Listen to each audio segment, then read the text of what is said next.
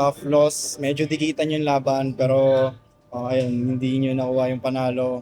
Siguro thoughts mo lang dun sa mga crucial mistakes nila Joshua and Michael sa latter part ng game. Yeah. Yun lang, no?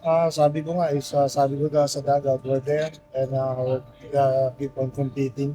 Yung mga sorry misses on the layups and bad passes during the crunch time, yun yung masakit na nangyari sa amin. So, yun lang talaga. Medyo masakit yung pagkatalo but still, we fight until the finish. Nag-overtime na.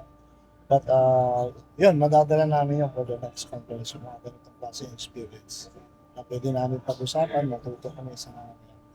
Coach, uh, officially ay na nga, hindi na makakapag-compete ng playoffs. Siguro ano lang yung focus nyo since next conference import laden pa rin mariretain. Na-mention kasi ni Michael Gilmore sa program namin na ayun, gusto niya pa rin maglaro for the team. Siguro masasabi mo ba na siya pa rin yung import niya next conference? Siguro after this conference, we have one more game against Reynoldside.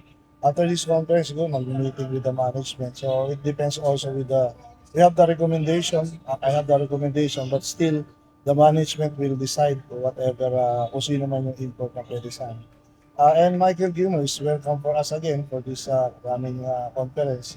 But syempre, number one is to ano niya yung limit ng height limit ng pasukatan sa all the protocols na may bigay ng PBA. So makapasa siya.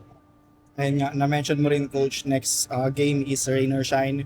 Gigil din sila na maputol yung losing skid nila. Paano lang kayo maghahanda physically and mentally and kung kahit wala ng bearing, paano nyo lang iti-take tong laban na to? Yeah, we will prepare same as mga previous game namin. We prepare a lot at the same time. Tapusin namin yung conference na maganda. So we will prepare for the national game. Coach, if may I ask lang, kasi may mga comments kanina nakita ko sa Facebook. Parang or ano, parang ayaw nyo daw manalo dun sa latter part. Thoughts mo lang dun? Wala akong pakialam doon sa kanila kung ano mga klaseng comment ang ginagawa nila. Basta sarili nilang opinion yun. Basta kami, we will just keep on playing. So yun lang.